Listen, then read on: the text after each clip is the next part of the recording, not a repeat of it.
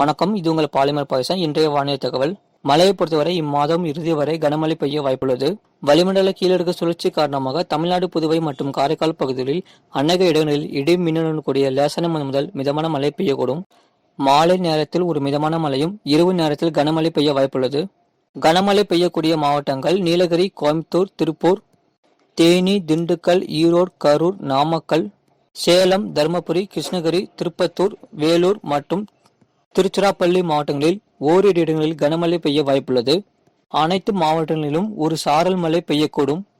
கடந்த 8 மாதத்தில் பதிவான மழையளவு நீலகிரி மாவட்டம் பந்தலூர் தலா 9 சென்டிமீட்டர் பதிவிற்கு, கிருஷ்ணகிரி மாவட்டம் சூளகிரி தலா 8 சென்டிமீட்டர் பதிவிற்கு, தூத்துக்குடி மாவட்டம் கோவில்பட்டி, கிருஷ்ணகிரி மாவட்டம் ஒசூர் AWS, சேலம் மாவட்டம் எடப்பாடி, கடலூர் மாவட்டம் லக்கூர் தலா 7 சென்டிமீட்டர் பதிவிற்கு, காஞ்சிபுரம் மாவட்டம் ACS கல்லூரி ERG தலா 6 சென்டிமீட்டர் பதிவிற்கு, ஈரோடு மாவட்டம் பவானிசாகர், கரூர் மாவட்டம் மாயனூர், கோயம்புத்தூர் மாவட்டம் வால்பாறை தாலுகா அலுவலகம், நாகப்பட்டினம் மாவட்டம் ஈரோடு மாவட்டம் மேல்பவானி, ஈரோடு மாவட்டம் பவானி, கோயம்புத்தூர் மாவட்டம் கோயம்புத்தூர் விமான நிலையம், நீலகிரி மாவட்டம் நடுவட்டம் தலா 4 சென்டிமீட்டர் பதிவிற்கு, சேலம் மாவட்டம் மேட்டூர், நாமக்கல் மாவட்டம் குமாரபாளையம், புதுக்கோட்டை மாவட்டம் விராலிமலை, சிவகங்கை மாவட்டம் காரைக்குடி தலா 3 சென்டிமீட்டர் பதிவிற்கு, ஈரோடு மாவட்டம், திருச்சி மாவட்டம் கோவில்பட்டி, திருவள்ளூர் மாவட்டம் பூந்தமல்லி, தூத்துக்குடி மாவட்டம் கடம்பூர், நாமக்கல் மாவட்டம் மோகனூர், நாமக்கல் மாவட்டம் ராசிபுரம், ராணிப்பேட்டை மாவட்டம் ஆற்காடு தலா 2 சென்டிமீட்டர் பதிவிற்கு மீனக்கான எச்சரிக்கை.